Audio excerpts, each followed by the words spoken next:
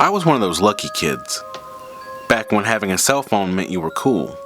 The TV guide told you everything you needed to know, and saying talk to the hand meant fuck you. And don't be mistaken, 90s kids are pre-1995. If you're born after 1995, talk to the hand. As a 12-year-old in 1997, I fit into a lot of cliques, but like most kids, no matter the group that you belong to, no one really understood the growing popularity of the whole emo goth thing. Of course, it started in the 80s, but the 90s is when it got really popular in the middle schools. One thing will never change. Children are evil. Helen Ackertine was our first goth girl. Finding a place to fit in at a new school is hard for anyone, but for Helen, it was a living hell. She was the black mass that had everyone's attention as she made her way through the corridors of the school that treated her like a stigma. A glimpse of her paper-cut wrist before pulling her sleeve down. Her black diary she constantly wrote in that was decorated in what could only be described as demonic hieroglyphs. All it takes is one kid. One asshole that leads the whole student body in an all-out assault against one person. The new kid. A kid with 4 eyes. No, the fat ass. But that one random lunch period that Tommy Richards built his army against Helen was a day our school would never forget. Just before our 3 months of sunny freedom, we got a break from our usual bitch of a teacher, Mrs. Bailey, and had a sub named Mrs. T. Now, her name wasn't actually Mrs. T. I just don't speak Japanese. She thought it would be a good idea to teach us the art of origami. In particular, the paper fortune tellers that give you an answer to a question after making a series of choices. Choose the color blue, then the number 8, and unfold the corresponding corner to reveal your answer. Usually the answers would vary like that of a magic 8-ball. Yes, no, most likely, definitely not. But it was Tommy who got really creative with it. I was sitting 2 tables down from Helen when Tommy started walking around with his special fortune teller. Apparently he had written down all the names of the girls from class, and whoever you got you would date. Tommy went from boy to boy, each time leaving the participant in disgust, while laughter roars from the growing group of boys that now follow Tommy. After he had the attention of at least 40 other students, he revealed that every choice had been Helen. This caused the room to fill with booming laughter and the faint cries of Helen as she ran to the bathrooms. I didn't see Helen after lunch. I wasn't surprised. She was just humiliated in front of the whole lunchroom, including our teacher, Mrs. Bailey, who did nothing but laugh.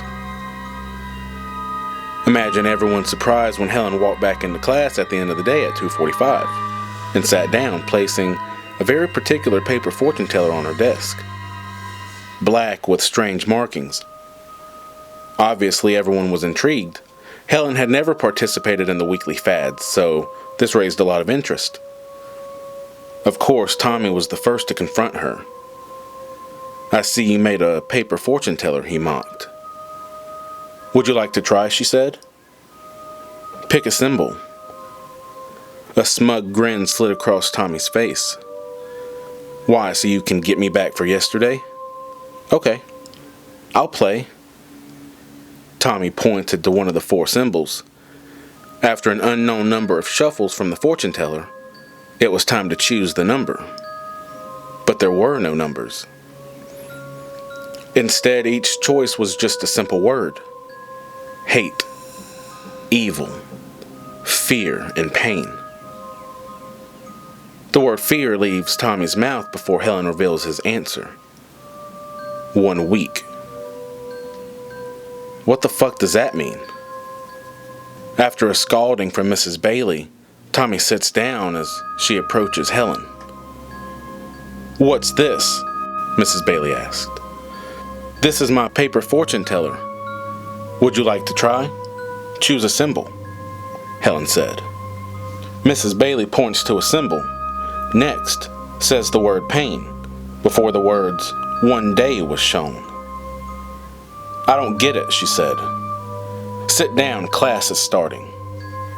The next day at lunch would be very different.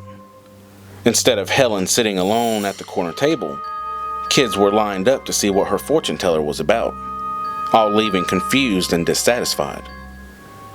Soon after, all the attention would shift from Helen to the police cars and ambulances pulling up outside the school. The whole lunchroom stood at the windows as the paramedics loaded the body into the ambulance. All except Helen, who just sat there with a smile on her face. I had never seen her smile before. It was strange. This wasn't a regular smile. She just sat there, satisfied.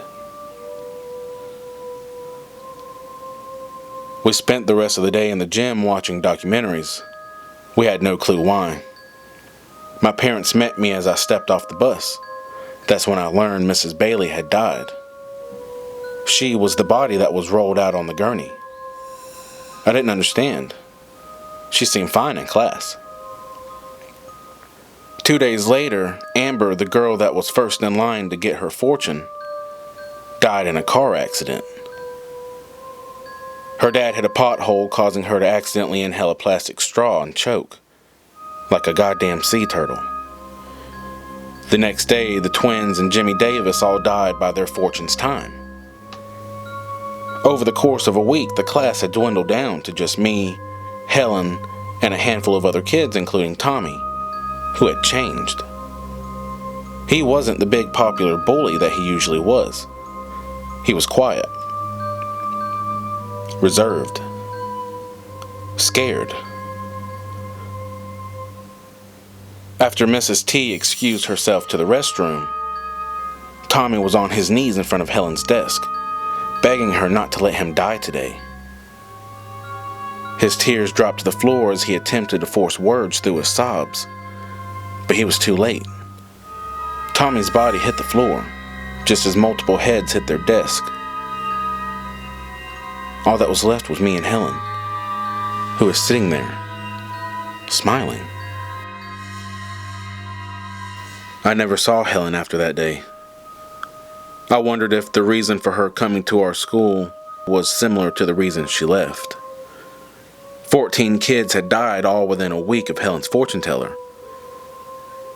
No foul play was suspected since they had all died from natural causes or accidents outside the school. In Tommy's case, a heart attack.